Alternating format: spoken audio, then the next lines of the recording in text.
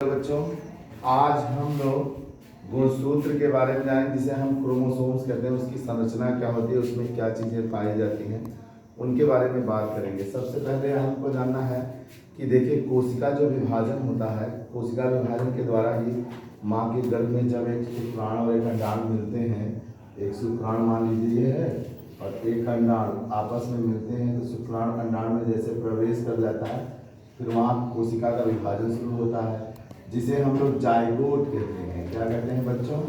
Zygote. Hindi में इसे हम लोग युग्मक कहते हैं। अब यह जाइगोट में कोशिका विभाजन शुरू हो जाता है। धीरे धीरे कोशिकाएं बढ़ने लगती हैं, जिसके वजह से हमारे शरीर के एक एक अंग धीरे धीरे बढ़ना शुरू हो जाते हैं। तीसरे महीने चौथे महीने में कुछ थोड़े बहुत अंग हमारे बन जाते हैं। अब कोशिका जो विभाजन होता है, चाहे वो प्लांट का हो, चाहे वह एनिमल का हो, चाहे वह पादप का हो, चाहे वह जंतु का हो, उसमें दो मुख्य विभाजन की अवस्थाएं आती हैं, समसूत्री और अर्धसूत्री, जिसे हम माइटोसिस और मियोसिस के नाम से जानते हैं। इसके अंतर्गत कई अवस्थाएं आती हैं, प्रोफेज, मेटाफेज, एनाफेज, टीलोफेज, ये सब उसकी अवस्थाएं हैं। उन्हीं अवस्थाओं में एक अवस्था है मध्यावस्था। एक अवस्था है हमारी कौन सी अवस्था? मध्यावस्था। मध्यावस्था में उपस्थित जितने भी गुणसूत्र होते हैं, उनकी संरचनाएं हम लोग इस प्रकार से देखते हैं। उसमें 6 पॉइंट्स देखने को मिलते हैं। पहला है अर्धगुणसूत्र, जिसको हम लोग क्या कहते हैं? क्रोमोनिमेटा कहते हैं। दूसरा है गुणसूत्र बिंद, जिसको सेंट्रोमियर या इसी को हम प्राथमिक संकीर्णन, प्राइमरी कंस्ट्रक्शन भी कहते हैं। फिर आता है द्वितीयक संकीर्णन, जिसे हम सेकेंडरी कंस्ट्रक्शन भी कहते हैं। तीसरा के बाद चौथा आता है क्रोमोमियर्स, पांचवा आता है टीलोमियर्स और छठा आता है पेरिकल। अब आता है कि इसमें अर्धगुणसूत्र क्या होते हैं, ये क्रोमोनिमेटा क्या होता है। तो मेटाफेज अवस्था में गुणसूत्र क्या होते हैं? गुणसूत्र जैसे ये कोशिकाएं हैं, हम यही बना देते हैं, आप देखिए ये कोशिकाएं हैं। गुणसूत्र क्या होता है? दो पतले धागाओं की संरचना के रूप में पाया जाता है। गुणसूत्र ऐसे लगे रहते हैं, ऐसे, और यहाँ सेंट्रोमियर होता है। फिर ये क्या हो जाते हैं? दो पतले धागाओं की संरचना पाए जाते हैं, ऐसे हो जाते हैं, ऐसे, और पोल्स की तरफ भी खींचते हैं। किधर खींचते हैं? पोल्स की तरफ। ये दो संरचना के रूप में पाए जाते हैं। और जो गुणसूत्र धागे के जैसे होते हैं, वो बट जाते हैं। इधर देखिए, इस तरफ खींचने लगेंगे, ऐसे आ जाएगा, इधर खींचेंगे और ये ऐसे खींचेंगे। तो गुणसूत्र ऐसे खींचने लगते हैं। मैं कुछ इस तरह से फिगर बना रहा हूँ, जैसे देखिए ऐसे चिपके रहते हैं। जब इधर ऊपर की तरफ खींचे, इसको नीचे की तरफ खींचे, तो ये ऐसे लटक के अलग होने लगते हैं। समझ में? इधर से इधर पोल बन जाते हैं, और फिर धीरे धीरे यहाँ पे कोशिका क्या हो जाती है, दोनों, ठीक है, अलग होने का प्रयास करती है। यहाँ से ये ऐसे, ये अलग हो जाएगी, ये अलग हो जाएगी, दो कोशिकाएं। तो क्या होता है कि जो मेटाफेज अवस्था में गुणसूत्र को पतले धागे की संरचना के रूप में दिखाई देते हैं, यही धागे जैसी जो संरचना होती है, ये धागे जैसी संरचना होती है, इसी को हम लोग क्या बोलते हैं? क्रोमोनिमेटा या अर्धगुणसूत्र, या इसी को हम लोग और भी कोई नाम दे सकते हैं। बस इतने नाम प्रमुख हैं, इतना आप याद रखें, 10th स्टैंडर्ड में बहुत है, ठीक। तो इस धागे जैसी संरचना को ही हम लोग क्या बोलते हैं? अर्धगुणसूत्र या क्रोमोनिमेटा बोलते हैं। कोशिका विभाजन की अन्य अवस्था जैसे मैंने बताया, प्रोफेज, मेटाफेज, टीलोफेज, एनाफेज, ये सब अवस्था में मेटाफेज को छोड़कर क्रोमैटिड एक पतले धागे जैसे दिखते हैं। अन्य अवस्था में थोड़े गाढ़े भी हो सकते हैं और खींच के अलग भी हो जाते हैं, ठीक। अब आता है दूसरा पॉइंट हमारा क्या कहता है? गुणसूत्र बिंद, जिसे हम लोग क्या कहते हैं? सेंट्रोमियर्स।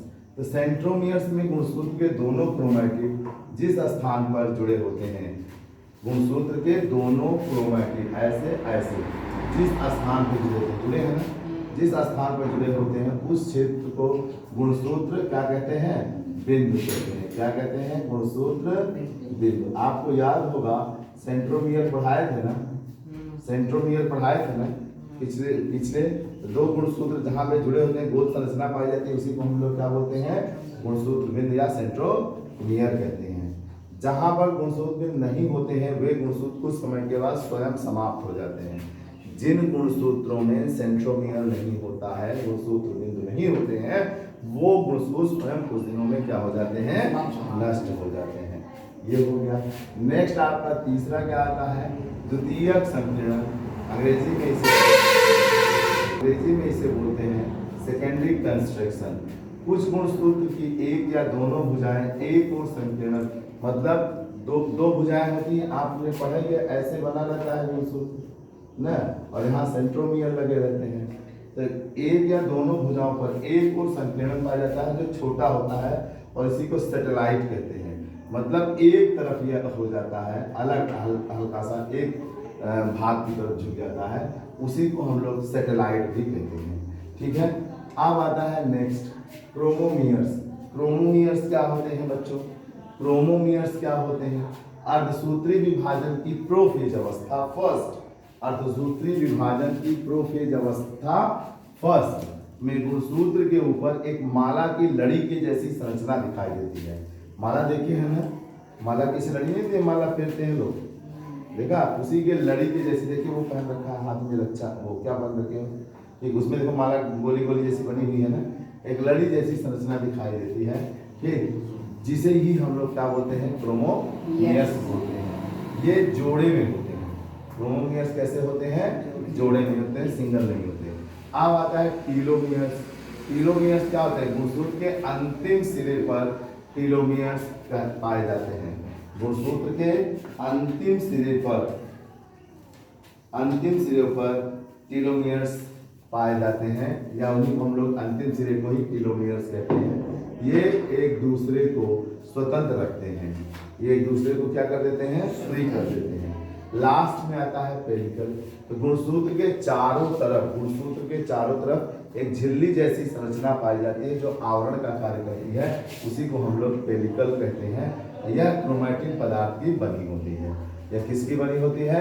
क्रोमैटिन पदार्थ की बनी होती है। अब बात आता है कि गुणसूत्र के कार्य क्या हैं। तो सबसे पहली बात यह है कि गुणसूत्र जो है आनुवांशिक सूचनाओं को एक पीढ़ी से दूसरे पीढ़ी पर ले जाने का कार्य करता है। गुणसूत्र क्या करता है? आनुवांशिक सूचनाओं को, माता पिता के गुणों को अपने बच्चों में ले जाने का कार्य करता है।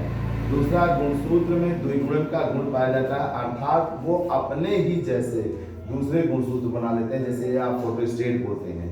लेकिन फोटोस्टेट में कार्बन कापी अलग दिखती है और ओरिजिनल कापी अलग दिखती है, देखे है ना, कलर अलग हो जाता है। इसमें कोई अलगाव नहीं था, एकदम सेम टू सेम हूबहू बनाते हैं, समझ में आया?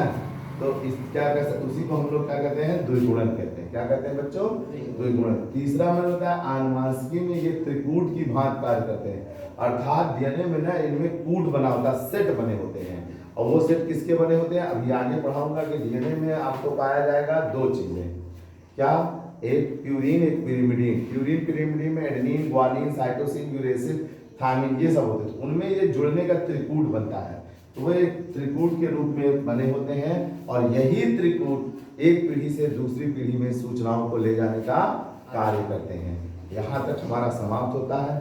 अब हम लोग इसके बाद अगले टर्न पे जीन और जीन के महत्व के बारे में बात करेंगे। धन्यवाद बच्चों, लाइक करिए, सब्सक्राइब करिए, दोस्तों को शेयर करिए।